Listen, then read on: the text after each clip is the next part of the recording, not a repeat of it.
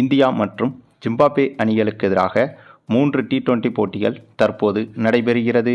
இதற்கு முன்புதான் இந்திய அணி இங்கிலாந்துக்கு எதிரான தொடரில் விளையாடி முடித்திருந்தது. அந்த இங்கிலாந்துக்கு எதிரான தொடர் என்பது இந்திய அணிக்கு சற்று பின்னடைவாக இருந்தாலும் கூட அந்த போட்டி நடைபெற்றது இங்கிலாந்து நாட்டில் என்பதால் சொந்த மைதானம் என்ற அட்வான்டேஜ் என்பது இங்கிலாந்து அணிக்கு பெரிதளவில் கை கொடுத்தது என்றுதான் சொல்ல வேண்டும். அதே சமயம் இந்த தொடர் முடிந்த கையோடு இப்போது ஜிம்பாப்வே அணிக்கு எதிராக இந்திய அணி களமிறங்கிவிட்டது. இந்த இரு அணிகளுக்கு எதிராக 3 T20 போட்டிகள் கொண்ட தொடர் தற்போது நடைபெறுகிறது. இந்த போட்டி என்பது முழுக்க முழுக்க ஜிம்பாப்வே நாட்டில் வைத்துதான் நடைபெறுகிறது. ஆகவே இந்த போட்டியும் எதிரணியான ஜிம்பாப்வே அணிக்குத்தான் சாதகமாக இருக்கப் போகிறது. அதே சமயம் இங்கிலாந்து போன்ற ஜாம்பவான் அணி போல ஜிம்பாப்வே அணி ஒன்றும் பலம் வாய்ந்த அணி கிடையாது. ஆகவே அந்த ஒரு சிறு அட்வான்டேஜ் என்பது இந்திய அணிக்கு இந்த ஒரு விஷயத்தில் கை கொடுக்கும். அதிலும் சமீபத்தில் நடைபெற்ற இங்கிலாந்து தொடராக இருக்கட்டும் அல்லது அதற்கு முன்பு நடைபெற்ற அயர்லாந்து தொடராக இருக்கட்டும், இந்த 2 தொடரிலும் இந்திய அணி பெரும்பாலும் தோல்வியைத்தான் தழுவியிருந்தது. அதுவும் அந்த தொடர்களையும் இழந்திருக்கிறது. அதனால் இந்திய ரசிகர்கள் பலரும் இந்திய அணி மீதான நம்பிக்கையையும் சற்று இழந்திருக்கின்றனர். ஆக இந்த ஜிம்பாப்வே அணிக்கு எதிரான தொடரையாவது கண்டிப்பாக கைப்பற்றி இந்திய ரசிகர்களுக்கு உத்வேகத்தை கொடுப்பதற்கு இந்திய அணி இந்த தொடரை வித்தியாசமான முறையில் அணுக உள்ளது. குறிப்பாக இந்த தொடரை பொறுத்தவரையில் இந்திய T20 அணி கேப்டனாக மீண்டும் சூரியகுமார் யாதவ் களமிறங்குவார் என்ற எதிர்பார்ப்பும் இருக்கிறது. அதே சமயம் நம்முடைய தமிழக வீரர் நடராஜன் போன்றவர்களுக்கும் வாய்ப்பு இந்த தொடரில் கிடைக்கும் என்றும் எதிர்பார்க்கப்பட்டது. அத்தகைய எதிர்பார்ப்புகளுக்கு செவிசாய்க்கும் வகையில் இப்போது இந்திய T20 அணியில் புதிய வீரர்களோடு இந்திய அணி களமிறங்கியிருக்கிறது.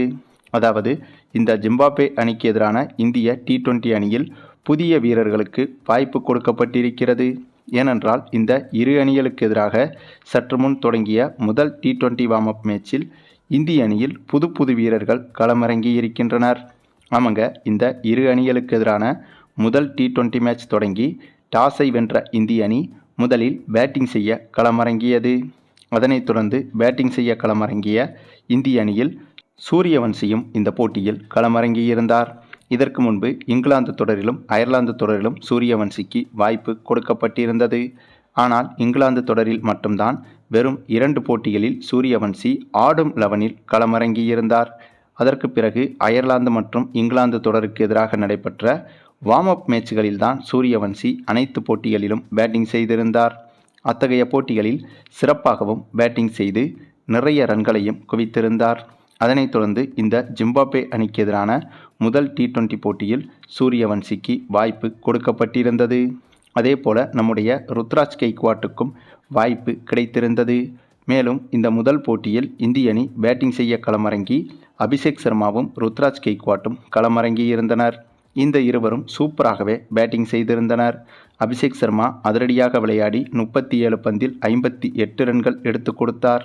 அதே சமயம் ருத்ராஜ் கெய்க்வாட்டும் கொஞ்சம் நிதானமாகவே விளையாடி 43 பந்துகளில் 61 ரன்கள் வரை எடுத்திருந்தார்.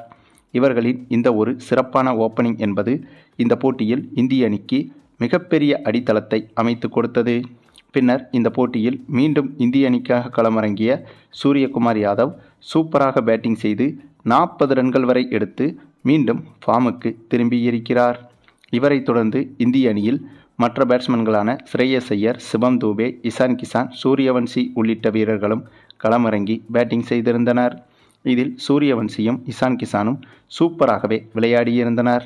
அதிலும் இந்த போட்டியில் மிகப்பெரிய ஹைலைட் என்னவென்றால், இந்த போட்டியில் சரியாக இந்திய அணி பேட்டிங் செய்து கொண்டிருக்கும் போது 17வது ஓவரிலும் 18வது ஓவரிலும் 19வது ஓவரிலும் சேர்த்து அந்த ஒரு மேஜிக் நடைபெற்றது. ஆமாங்க, இந்த 3 ஓவரில் இந்திய அணி மொத்தமாக இந்த 3 ஓவரில் மட்டுமே 107 ரன்கள் வரை குவித்திருந்தது. இது உண்மையிலேயே நம்ப முடியாத அதிசய சம்பவமாகவும் மாறியது. அதற்கு காரணம் 17வது ஓவரிலும் 18வது ஓவரிலும் சேர்த்து சூரியவன்சியும் இசான் கிசானும் பேட்டிங் செய்து அந்த 2 ஓவர்களிலும் தலா 5 சிக்சர்கள் மற்றும் 2 பவுண்டரிகள் என விளாசி அந்த 2 ஓவரில் 68 ரன்கள் வரை எடுத்திருந்தனர்.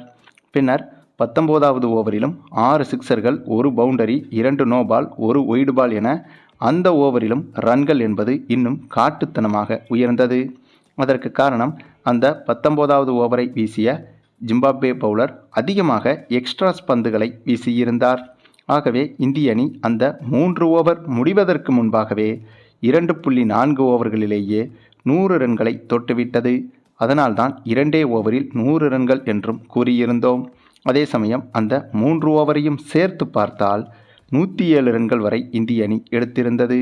ஆக மொத்தம் இந்த ஒரு போட்டி என்பது கிரிக்கெட் உலகம் பார்த்திடாத சரித்திர போட்டியாக மாறியிருக்கிறது. சரியாக சொல்லப்போனால் வெறும் 2.5 ஓவர்களில் 100 ரன்கள் என்பது கிட்டத்தட்ட கனவில்தான் சாத்தியம்.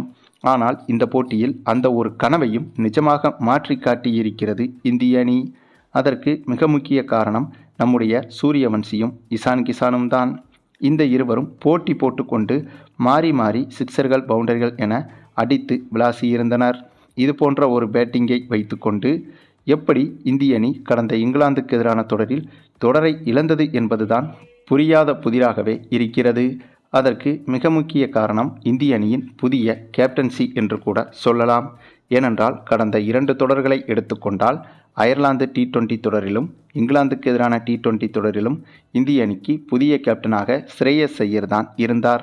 ஆகவே அவருடைய அணுகுமுறை என்பது இந்திய வீரர்களுக்கு சரிவர பொருந்தவில்லை என்றுதான் தெரிகிறது. அதனால்தான் ஸ்ரேயஸ் ஐயர் அவருடைய கேப்டன்சியில் சொதப்பிய இந்திய அணி இப்போது சூரியகுமார் யாதவ் வந்தவுடன் இந்திய அணி விஸ்வரூப ஆட்டத்தை ஆடியிருக்கிறது.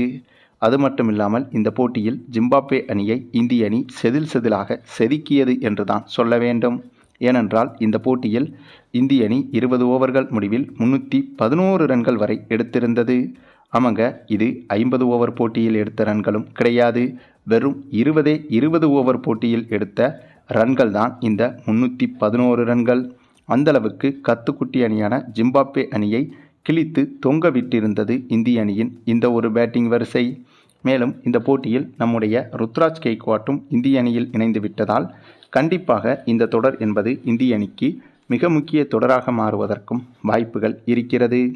அதே சமயம் இந்த தொடரில் கிடைத்த வாய்ப்பை ருத்ராஜ் கெய்க்வாட்டும் சிறப்பாக பயன்படுத்தி கொண்டு அடுத்தடுத்த தொடர்களில் சிறப்பாக விளையாடுவார் என்றும் எதிர்பார்க்கப்படுகிறது.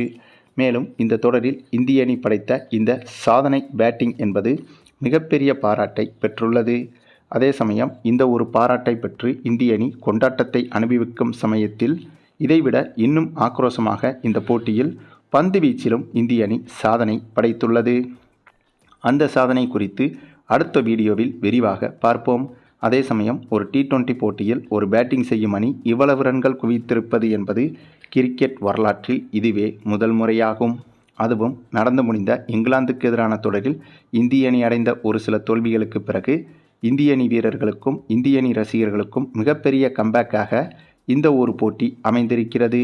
என்னதான் ஜிம்பாப்வே அணி இந்திய அணிக்கு நிகரான அணி இல்லை என்று சொன்னாலும் கூட ஜிம்பாப்வே அணியும் ஓரளவுக்கு சூப்பராக விளையாடக்கூடிய அணிதான். அதிலும் இந்த அணியில் சிக்கந்தர் ராசா போன்ற 5 முதல் 7 நட்சத்திர வீரர்களும் இருக்கின்றனர். ஆகவே ஜிம்பாப்வே அணியையும் அவ்வளவு எளிதாக எடை போட்டுவிட முடியாது. மேலும் இந்த தொடர் நடப்பது வேறு, இவர்களது சொந்த நாடான ஜிம்பாப்வே நாட்டில். ஆகவே சொந்த மைதானம் என்ற அட்வான்டேஜும் ஜிம்பாப்வே அணிக்கு இருப்பதால் ஜிம்பாப்வே அணியை அதனுடைய சொந்த மண்ணில் வீழ்த்துவது என்பது மிகப்பெரிய சாதனைதான். அதுவும் இவ்வளவு பெரிய ரன்கள் என்பது மிகப்பெரிய சாதனைக்கு சமமாகும். சரி, நீங்கள் சொல்லுங்கள், இந்திய அணியின் இந்த ஒரு மாபெரும் பிரம்மாண்ட பேட்டிங்கை பற்றியும் வெறும் 3 ஓவர்களுக்குள்ளாகவே 100 ரன்களை கடந்திருக்கும் இந்த ஒரு நம்ப முடியாத அதிசய சாதனையை பற்றியும் உங்களுடைய கருத்துக்களையும் கமெண்டில் தெரிவிங்க.